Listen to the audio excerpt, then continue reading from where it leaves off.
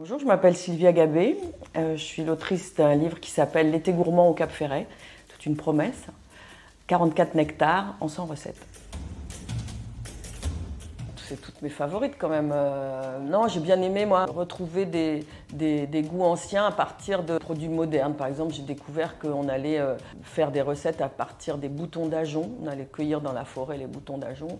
Il n'y a pas grand monde qui aujourd'hui continue à aller cueillir des boutons d'ajonc, puis les boutons d'ajonc, on peut les remplacer par des capres.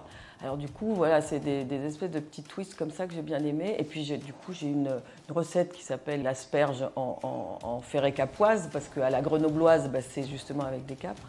Et donc le mélange d'asperges, de poissons fumés locaux par une entreprise locale qui s'appelle Fumette, et puis des capres, ça c'est un mélange qui marche très très bien.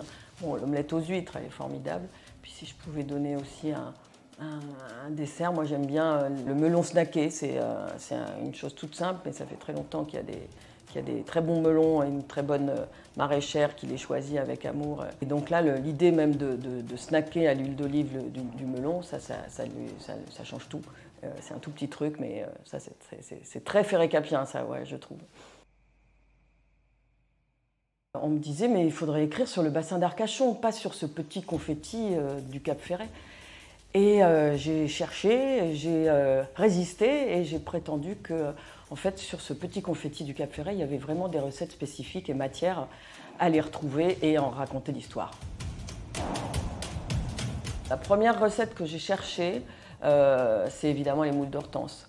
Parce que j'ai voulu leur rendre hommage. Ils ont créé une osmose de goût exceptionnelle.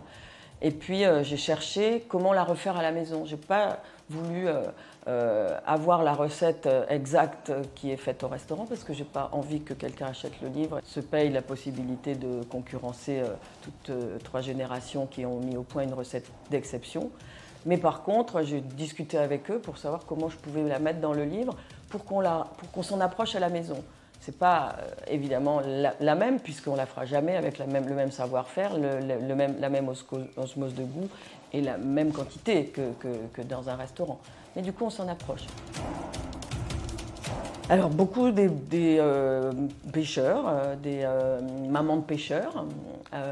Et puis, je suis allée demander à regarder des vieux bréviaires familiaux.